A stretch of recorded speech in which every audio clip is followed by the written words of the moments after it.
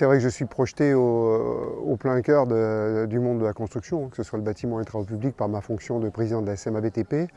Et je vois bien que les entreprises, ou les artisans d'ailleurs, c'est exactement le même sujet, eh bien, souffrent des allées et venues, des stop and go que la construction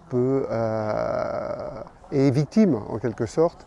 Et je considère que ces stop and go, c'est-à-dire que ces activités élevées puis auxquelles succèdent des activités basses, eh bien, souvent les aides sont les responsables de ces cycles d'activité.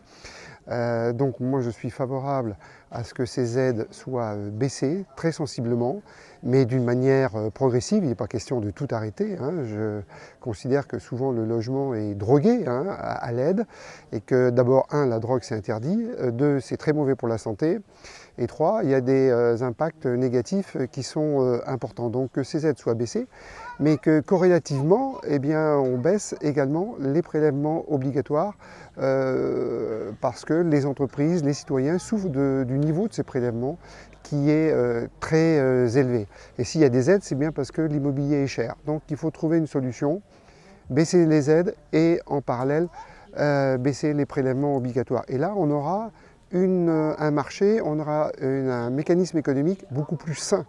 Parce que aujourd'hui, on taxe et on aide après. Et comme on taxe plus fort qu'on aide, eh bien, ça crée des déséquilibres qui sont très nuisibles à l'activité de la construction. Les aides, ça a un effet, donc, ça génère des cycles, ça a un effet inflationniste, ça crée des effets d'aubaine, ça détourne finalement de l'argent sur les secteurs plus productifs, et en plus ça aide souvent les plus riches. Donc à mon avis, ces aides, elles sont nocives à terme. Et d'ailleurs, si vous regardez d'autres pays comme l'Allemagne, eh bien l'Allemagne a un système qui est pérenne depuis 30 ou 40 ans. C'est-à-dire qu'ils n'ont pas des lois Pinel, Borloo, Besson, Méhaignerie, de Robien et j'en passe. Ils ont un système qui dure, c'est le même depuis 40 ans, donc ça crée de la visibilité pour le secteur économique. Le problème, c'est qu'aujourd'hui, mettez-vous dans la tête d'un bailleur social, d'un promoteur ou d'une entreprise. Qu'est-ce qui va se passer dans 3 ans et demi quand le président de la République va quitter son mandat? Si c'est un homme de l'opposition, il va tout chambouler, on va repartir dans un autre système. Si c'est une troisième personne, il repartira également dans un système qui lui est propre. Donc nous sommes dans l'inconnu en permanence, en permanence.